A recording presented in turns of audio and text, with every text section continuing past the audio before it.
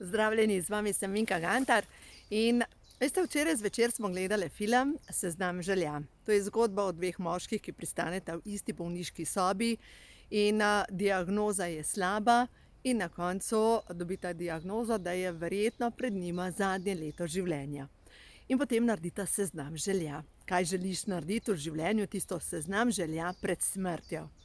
Jaz sta šla na potovanje okrog sveta in verjamem, da mnogi od vas ste gledali ta film.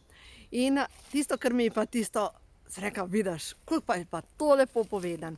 Ko sta bila na piramidah v Egiptu, sta se pogovarjala o tem, kako so Egipčani verjeli, kdaj se odprejo vrata v nebesa. In sicer, prvo vprašanje, ki ga dobi človek, ki dopolni, ko pride pred nebeška vrata, je, ali si živel radostno življenje. No in tukaj je čisto preprosto, da ali ne. Ni, ja, veš, približen sem, ampak ja ali ne. Ker radostno življenje, glejte, od zadja slišite.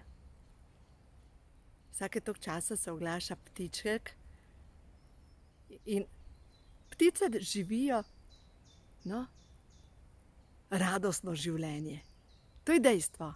In otroci živijo radostno življenje. Danes zjutraj, ko sem peljala Tobija, našega kuža, na sprehod, so otroci, verjetno nek vrtec, tekli in so jim dve vzgojiteljice sta bile in sta rekle, do tukaj, pa do tukaj, pa do tukaj, in otroci so tekli.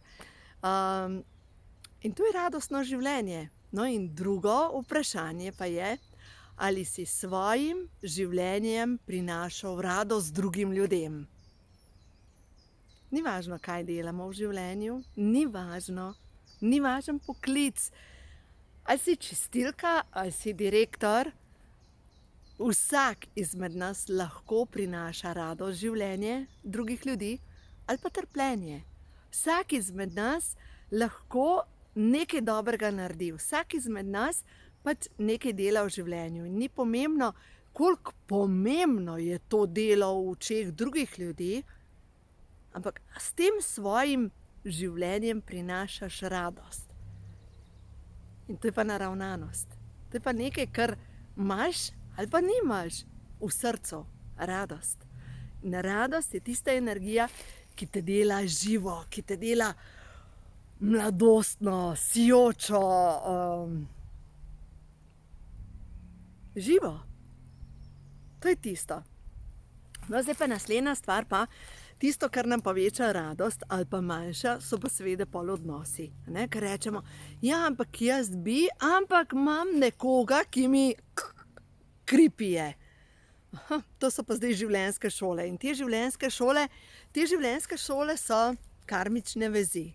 Karmične vezi, glejte, jaz sem 1000% v to, da ni naključje, da je točno tako, kot je. A je kdo izmed vas bral knjigo Antonija o stanju v Komposteli?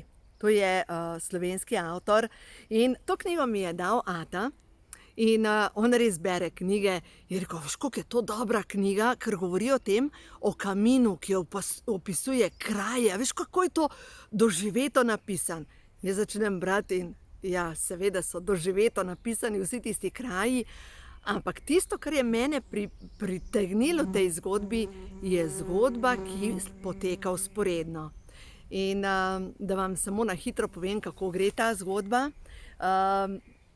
Od mojih sosedov do bivših sosedov, starša, sta šla na kolesarjenje v Kompostelo. In en par je bil poleg in točno pri tem paru se je zgodilo, da je padel s kolesom, pristal v komi. V glavnem, po tej zgodbi je napisan roman. Odlično, kaj se je dogajalo potem v komi. Ta Antonija, ki je pristala v komi, je v komi podoživljala življenje izpred 9 rodov. 9 rodov nazaj, jaz verjamem, to je bila ista duša. Točno opisuje, kaj se je dogajalo. Bila je tam neka grofica, ki se je zagledala v nekega stotnika in se je zadala. Ona je rekla, da bo on njen. Ne glede na to, kako bo prišla do tega ona je hotela tega stotnika imeti za sebe. In potem ta stotnik je bil zaročen in je svojo zaročenko pred poroko šel prehoditi Camino.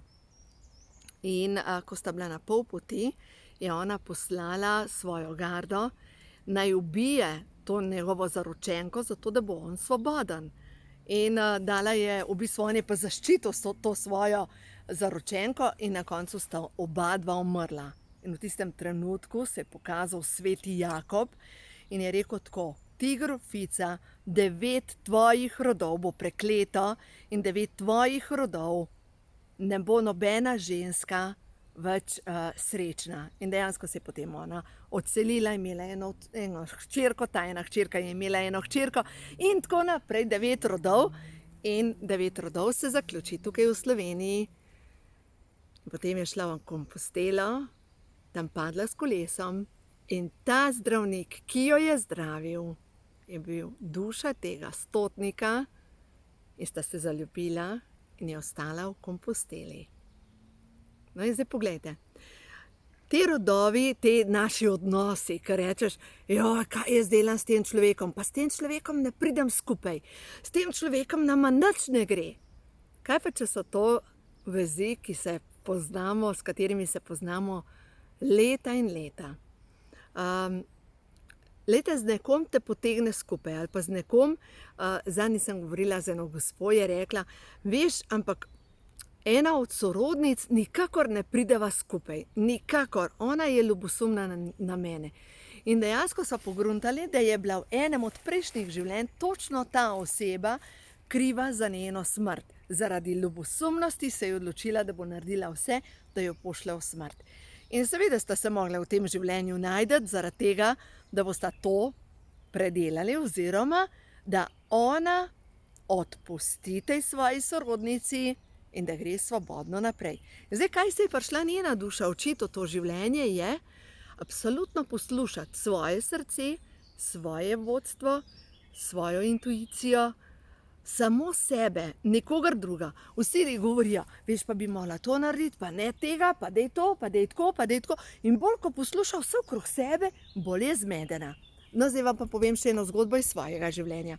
Pri meni, moja ta prva hčerka, smo jo dali v vrtec, ker logično vsi otroci hodijo v vrtec in tisti, ki ne hodijo v vrtec, so tako slabo vzgojeni. In seveda to ni bilo moje mnenje, glede na to, da nisem hodila v vrtec in moje mnenje je bilo, da čisto dobro preživiš brez vrtca. Ampak pač družina, moževa družina je močno pritiskala name, pač otrok mora v vrtec. No in jaz sem pač že zanosila za drugo hčerko in ko sem zanosila za drugo hčerko, smo pač starejšo dali v vrtec. In ta starejša se ni dobro počutila v vrtcu in je začela zbolevati. Enkrat mi je celo rekla, poglejte, 3 leta pa pol je bila stara, bila je bolna, ne vem, 3-4 mesece skupaj in ona je meni rekla, veš, mami, jaz sem se odločila, da bom bolna, zato da mi ni treba iti v vrtec. In sem jo vprašala, a pa ima tebe vzgojiteljica rada? Je rekla, ne. In verjemite mi, da otrok pove točno tako, kot čuti. No, potem smo jo prepisali v drug vrtec, tudi tam se ni ujela in na koncu je bila doma. Ker enostavno, glejte, in je čisto v redu zrasla. In kdaj sem jo izpisala iz vrtca? Enostavno, jaz sem bila v dilemi, vsi na tebe pritiskajo, kaj naj naredim, otrok joka, noče iti v vrtec, je bolan, nimaš podpore, doma ti govorijo, mora iti v vrtec, bo slabo. In jaz sem bila tako, se že vam vrti v glavi, da? Ravno tako se je meni vrtelo v glavi, ker sem bila neodločena. In takrat, ko si neodločen, vsi lahko s tabo žonglirajo.